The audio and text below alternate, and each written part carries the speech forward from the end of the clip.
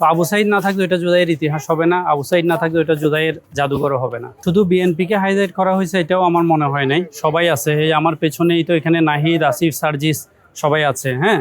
এবং এখানে ওয়াসিম যেমন আছে, ওয়াসিমের পাশে ফয়সাল শান্তও আছে, সবাই আছে। তবে কিছু কিছু মিসিং তো আছেই, এবং এটা তো মানে প্রতিনিয়ত আপডেট হওয়ার মতো জিনিস। কিন্তু কিছু জিনিস না থাকলে একদমই অসঙ্গতি লাগে, যেমন আবু সাইদ গেট থেকে শুরু করে এখন পর্যন্ত আমি যতটুকু দেখছি আবু সাইদকে এখনও দেখি নাই।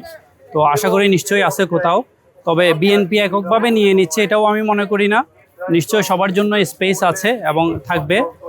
তবে সবাইকে অ্যাকোমোডেট করতে পারাটাই ভালো। এবং হচ্ছে যে ধরেন আমাদের এই মাদ্রাসার ছাত্ররা, হুজুরেরা, কওমিপন্থী বা বিভিন্ন রাজনৈতিক দলের সাথে, যারা ইসলামী দলের সাথে আছে, তাদেরও তো একটা ব্যাপক অংশগ্রহণ ছিল। ওইটাও খুব একটা এখন পর্যন্ত চোখে পড়ে নাই।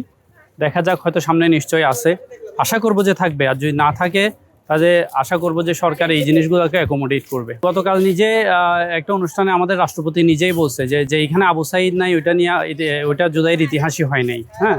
তো আবু সাইদ না থাকলে এটা জুলাইয়ের ইতিহাস হবে না, আবু সাইদ না থাকলে এটা জুলাইয়ের জাদুঘরও হবে না। আয়নাঘরের মধ্যে যারা তাদের জীবনের একটা বড় অংশ পার করছে, কেউ 2 বছর, কেউ 8 বছর, হ্যাঁ। আমরা বেস্টার আরমানের কথা জানি, আমরা আমাদের বর্তমান স্বরাষ্ট্রমন্ত্রী, উনিও দীর্ঘদিন গুম থাকার পরে আবার ওনাকে দেশের বাইরে পাচার করা হয়েছে।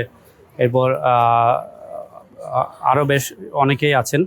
তো যারা এর মধ্য দিয়ে গেছেন তাদের কষ্টগুলো তো আসলে আমরা ফিল করতে পারবো না।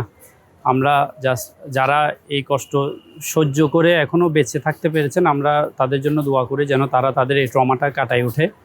যারা এই অজ্ঞাত হিসেবেই এই আয়নাঘর থেকে বস্তাবন্দি লাশ হয়ে বিভিন্ন নদীতে ডুবে গেছে, তাদের কাছে, আল্লাহর কাছে মাগফিরাত চাই, আল্লাহ যেন তাদেরকে শহীদ হিসেবে কবুল করে।